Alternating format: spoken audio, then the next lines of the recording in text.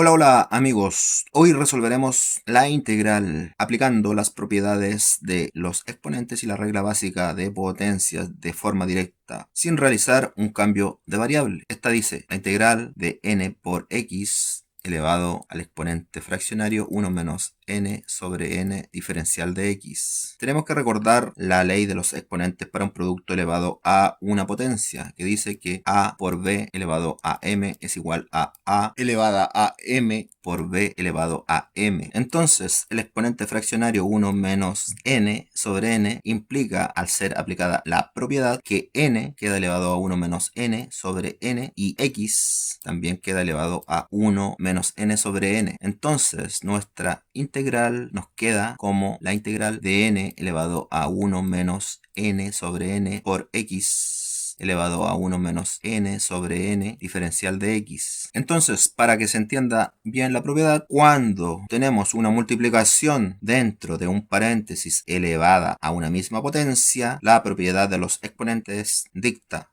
que la potencia afecta a cada uno de los factores por separado. En este caso, a elevado a m por b elevado a m. En el caso del integrando, n elevado a 1 menos n sobre n por x elevado a 1 menos n sobre n. Y dado que n es una constante, todo ese bloque sale de la integral, dejando la integral como n elevado a 1 menos n sobre n por la integral de x elevado a 1 menos n sobre n diferencial de x. Y esto es igual a n elevado a 1 menos n sobre n por la integral de x elevado a 1 sobre n menos n sobre n. En este paso distribuimos el denominador n en el numerador 1 y en el numerador n diferencial de x. Luego decimos n elevado a 1 menos n sobre n por x elevado a 1 sobre n menos n contiene a n una vez, diferencial de x. Y esto es igual a n elevado a 1 menos n sobre n por, ahora sí integramos mediante la fórmula de la integral de una potencia, que establece que al exponente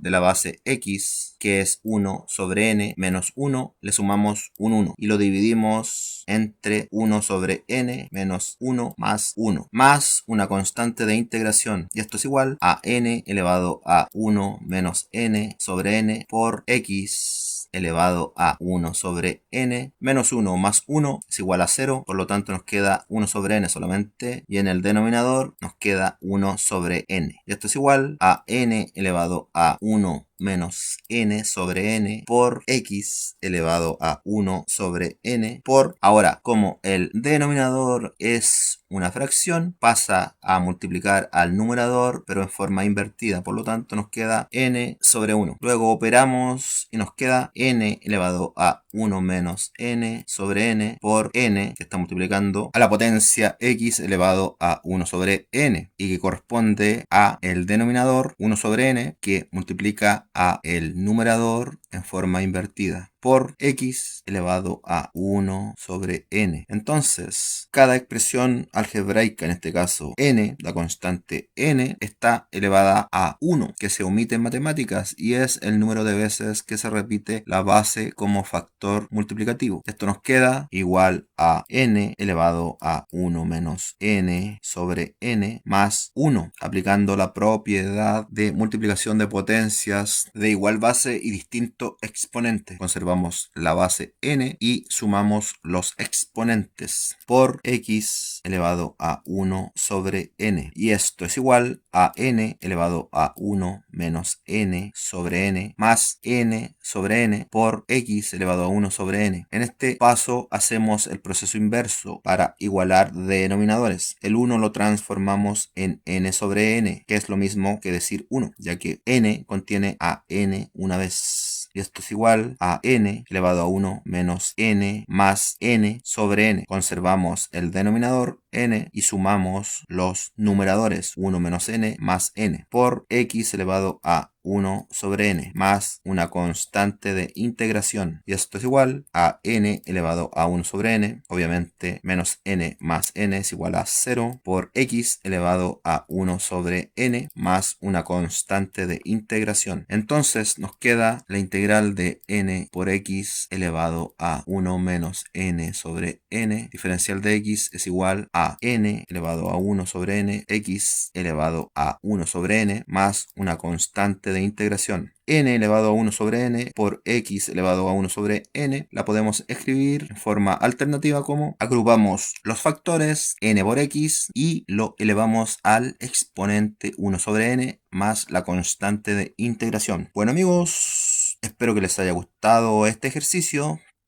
Si les gusta este tipo de contenidos, no olviden en dejarme un me gusta, pueden suscribirse y comentar para seguir aprendiendo juntos. En este caso, integrales indefinidas. Nos vemos en el próximo video. Chau, chau.